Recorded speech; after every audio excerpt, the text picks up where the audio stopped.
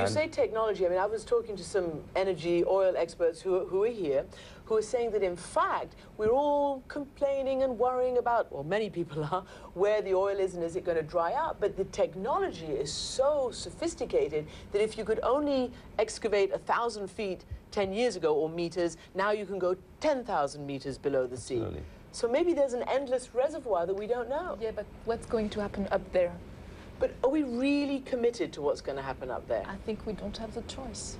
We need to do something. What about our kids, our grandkids? Do we want to pass them on the debt, the burden of climate change? What kind of earth do we want to give them? I mean, I can agree with you, but oil-producing companies, oil-producing nations? I'll tell you, as you know, as an oil man, that I don't personally think we will produce our last barrel of oil. We didn't leave, as someone said, we didn't leave the Stone Age for lack of stone. And we need to start planning ahead before that transition. And government policy is extremely important. We mustn't forget, we entered the oil age when Winston Churchill converted the British Navy 100 years ago, time of the First World War, to oil from coal. And that, combined with automobiles, is why we've had a century of oil-dominated economy. It's not going to change overnight unless someone cracks nuclear fusion, but it will be an issue of transition, and planning early is vital. You mentioned nuclear. France, where you come from, is one of the most successful users of nuclear energy. It's clean, it's there.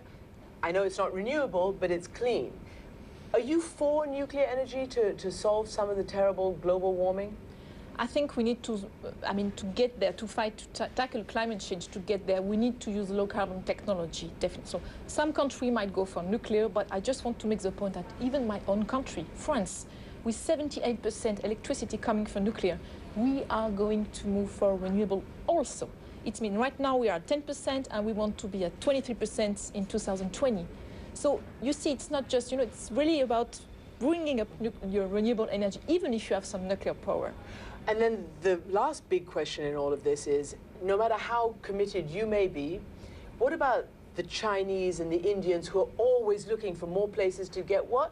Fossil fuels out of the ground. I mean, it is a big challenge, but and the big growth in fossil fuel demand going forward will be from developing countries. In fact, it's reducing in the OECD and the developed world. Having said that, today, an average American is using 10 times what somebody in South Asia uses. So getting the right balance and the right agreements in place between the developed world and the developing world is what it's all about. You can't hold back progress, but you need to be thinking of the global impact as well. Is it what were you going to say? Yeah, I think India, they have a vision on solar. They want to build up 20 gigawatt capacity in 2020. China is becoming the first producer in PV panels. So I think PV panels? Yes, I think those countries are getting there. China wants what is that? Photovoltaic panels, sorry. China wants to build up a plan, solar panel to be able to provide 3 million people with solar energy. So they are getting there. They're actually doing quite well in their explorative technology, aren't they, on this whole issue? Yeah, exactly. China is the first producer for heaters to get hot water on the roof. They are the #1 worldwide. So I think those emerging countries are getting there. Do you think that Copenhagen is actually going to bear any fruit or even do a minimum of what people hope it will do? And will that affect the search for renewable energy? I think the search of renewable energy is it's not going to stop anyway. But isn't it political as well? Doesn't it need a huge amount of government infrastructure to regulate this? But that's why we have ARENA, because we want to cooperate on international level. Just, what's the best way to get there? How can we learn from the success story? We have some success story worldwide on that, so we need to share them and move together into that direction.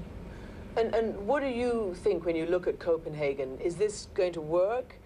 Another, finally an agreement on climate change, and how will that affect? I mean, I think, as I said, government policy and worldwide government policy and cooperation is going to be key.